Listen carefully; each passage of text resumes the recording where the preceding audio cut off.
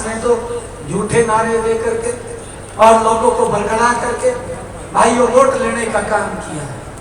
मैं आप लोगों को बताना चाहता हूं कि ऐसे लोगों से हमें बचना चाहिए, ऐसे लोगों से दूसरे को भी बचाना चाहिए। ये लोग झूठ बोल करके वोट ले लेते हैं, फिर उनके हालात के ऊपर छोड़ देते हैं। अभी राहुल गांधी साहब दिल्ली में प्रेस कॉन्फ्रेंस करते हैं। एक झूठ पहले उसने राजस्थान के अंदर बोला था, जब पिछला 2000 पीछे विधानसभा का चुनाव चल रहा था, उस चुनाव के अंदर किसानों के बीच में जा करके एक जनसभा के मंच के ऊपर जा करके बोल दिया कि आप हमें वोट दो, हम कर्जा माफ करेंगे। भाइयों, किसी का कर्जा माफ नहीं हुआ और उसका दुष्परिणाम वो राजस्थान के किसानों को भुगतना पड़ा।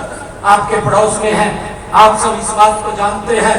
भाइयों, जो उन्होंने झूठ बोला उसका दुष्परिणाम ये निकला कि 4,500 किसानों ने राजस्थान के अंदर आत्महत्याएं की और 16,500 किसानों की जमीन कुर्क कर दी गई। ये उनके झूठ का परिणाम निकला, परंतु उसकी एवज के अंदर नरेंद्र मोदी जी ने देश के किसानों को मजबूती की ओर ले जाते हुए प्रधानमंत्री किसान सम्मान निधि के माध्यम से 3.5 लाख करोड़ रुपया डायरेक्ट किसान के खाते के अंदर पहुंचाने का काम, उसको मजबूत करने का काम ये नरेंद्र मोदी की सरकार ने 10 वर्षों के अंदर किया है। ये सरकार काम करने वाली सरकार है। कांग्रेस ने तो झूठे नारे दे करके और लोगों को भड़का करके भाइयों वोट लेने का काम किया है। मैं आप लोगों को बताना चाहता हूं कि ऐसे लोगों से हमें बचना चाहिए, ऐसे लोगों से दूसरे को भी बचाना चाहिए। ये लोग झूठ बोल करके वोट ले लेते हैं, फिर उनके हालात के ऊपर छोड़ देते हैं। अभी राहुल गांधी साहब दिल्ली में प्रेस कॉन्फ्रेंस करते हैं।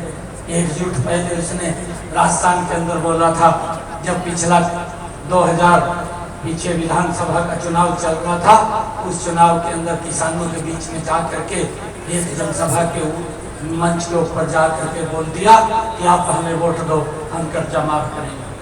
भाइयों, किसी का कर्जा माफ नहीं हुआ और उसका दुष्परिणाम वो राजस्थान के किसानों को भुगतना पड़ा। आपके पड़ोस में है, आप सब इस बात को जानते हैं। भाइयों, जो उन्होंने झूठ बोला उसका दुष्परिणाम ये निकला कि 4,500 किसानों ने राजस्थान के अंदर आत्महत्याएं की और 16,500 किसानों की जमीन कुर्क कर दी गई।